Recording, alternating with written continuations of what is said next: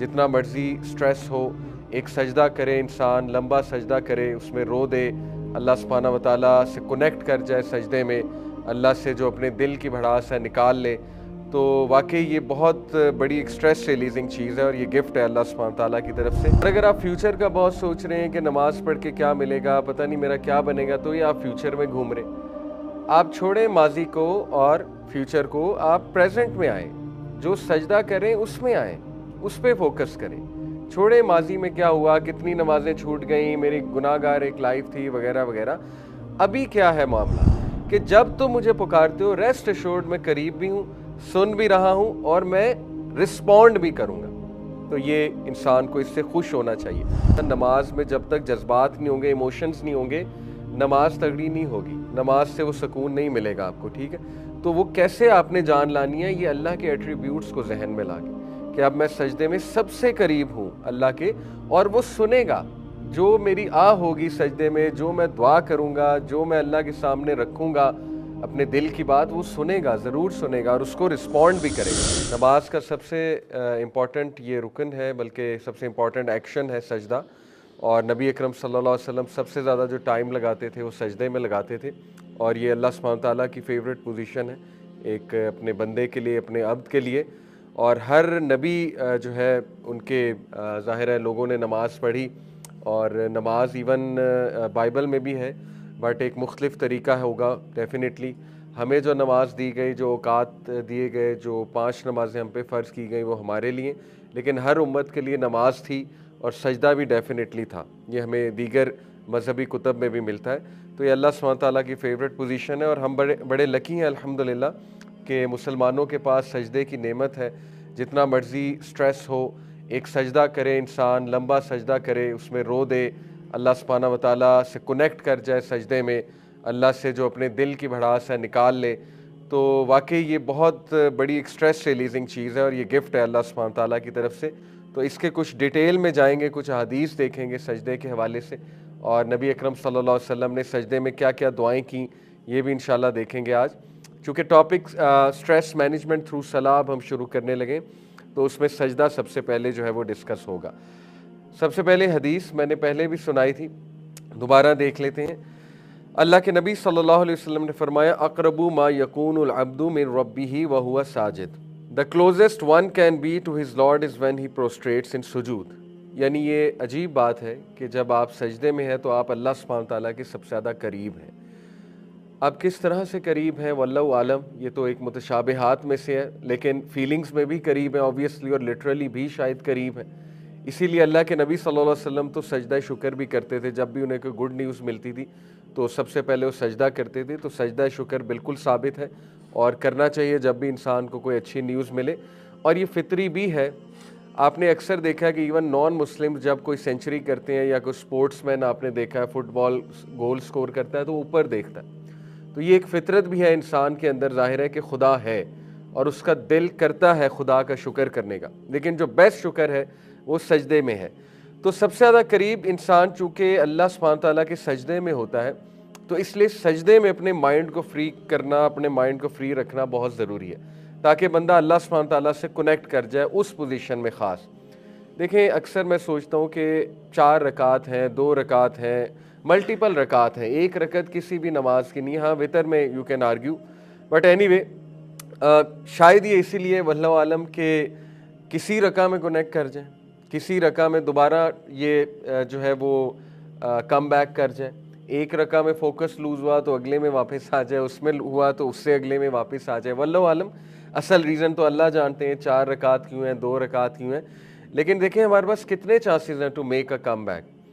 اور mindfulness کی بہت اشد ضرورت ہے، ٹھیک ہے؟ مائنڈ فلنس کے ساتھ نماز پڑھنا، مائنڈ فلنس کہتے ہیں بینگ ان دا مومنٹ۔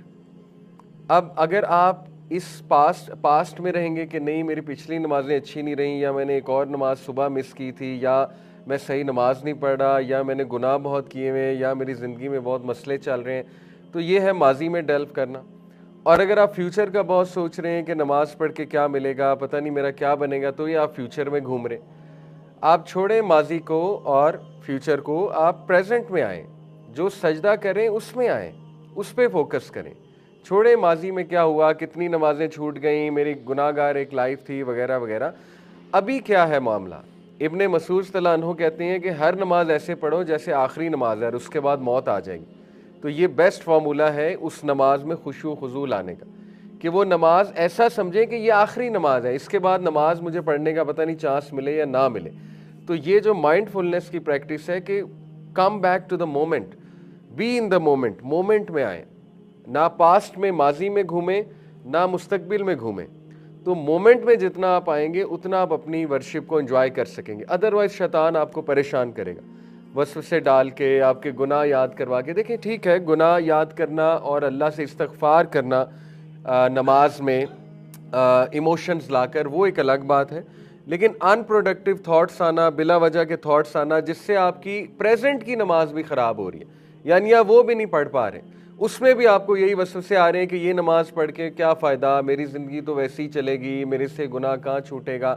تو اس کا مطلب ہے کہ آپ مائنڈ فلنس کے ساتھ نماز نہیں پڑھ رہے. تو دیکھیں بہترین موقع مائنڈ فلنس کا ہے سجدے میں جا کے، کہ بندہ سجدے میں ریلیکس ہو، سجدے میں اپنے مائنڈ کو ایمپٹی کرے، اپنے آپ کو ٹائم دے سجدے میں جا کے، ٹھیک ہے، کیونکہ سب سے قریب وہ سجدے میں ہے. اور یہ اللہ کے ایٹریبیوٹ وہ اپنے ذہن میں لائے وہ انسان. کیا؟ اللہ تعالیٰ القریب ہے، دا نیئر ون. دیکھیں یہ القریب قرآن میں بے شمار جگہوں پہ آیا، تو 3 مواقع جہاں پر آیا میں آپ کے سامنے رکھتا ہوں. اللہ تعالیٰ کہتے ہیں کہ جب میرے بندے تم سے پوچھیں یا محمد صلی اللہ علیہ وسلم میرے بارے میں، تو پھر انہیں کہو کہ میں قریب ہوں، یعنی میں بہت نیئر ہوں اور میں ان کی دعاؤں کو آنسر کرتا ہوں. ایک تو یہ یہاں پر مینشن ہوا، ٹھیک ہے، فَإِنِّي قریب، کہ میں قریب ہوں. پھر یہ جو آیا ہے سورہ سبا کی آیت نمبر 50، اللہ تعالیٰ نے قریب اور السمیع کو یہاں پر مینشن کیا ہے اپنے ڈیفرنٹ ایٹریبیوٹس کو، کہ ود السمیع the all hearing, indeed he is hearing and near, یعنی وہ سننے والا بھی ہے اور بہت قریب بھی ہے. یہ دیکھیں یہ دونوں ایٹریبیوٹس کیوں جمع ہوئے، سننے والا اور قریب؟ کیونکہ ایک بندہ قریب ہے لیکن سن نہیں رہا، تو یہ ایک فالٹ ہے. یا ایک بندہ سن رہا ہے لیکن دور ہے، تو یہ بھی ایک فالٹ ہے. تو اللہ تعالیٰ نے دونوں فالٹس کو ریموو کر دیا انسان کے لیے، کہا کہ میں قریب بھی ہوں اور میں سنتا بھی ہوں. یعنی اللہ تعالیٰ is free of all faults. اللہ تعالیٰ سنے گا بھی، آنسر بھی کرے گا، اور اس لیے بھی کیونکہ وہ بہت قریب ہے. اسی طرح ایک اور جگہ سورہ ہود ورس نمبر 61 میں ہے، المجیب کے ساتھ پیئرنگ کی ہے اللہ نے اس کی، ٹھیک ہے. المجیب کیا ہوتا ہے؟ المجیب ہوتا ہے وہ ہستی جو رسپونڈ کرتی ہے، اجیب سے نکلتا ہے، اجیب الدعوۃ الداعی اذا دعان.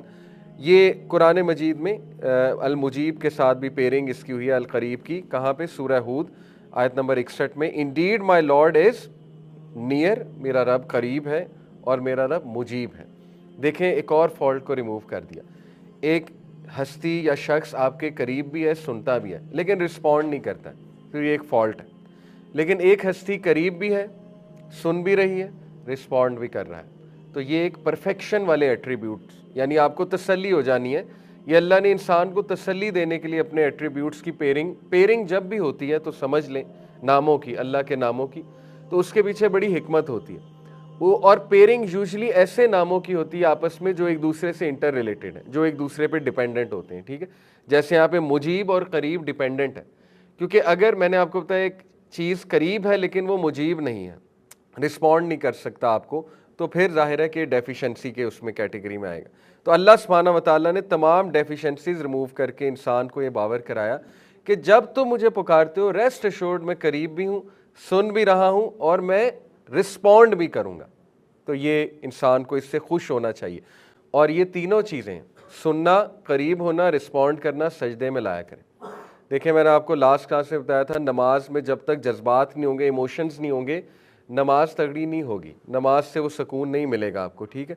تو وہ کیسے آپ نے جان لانی ہے؟ یہ اللہ کے ایٹریبیوٹس کو ذہن میں لا کے، کہ اب میں سجدے میں سب سے قریب ہوں اللہ کے، اور وہ سنے گا جو میری ہوگی سجدے میں، جو میں دعا کروں گا، جو میں اللہ کے سامنے رکھوں گا اپنے دل کی بات، وہ سنے گا، ضرور سنے گا، اور اس کو رسپونڈ بھی کرے گا.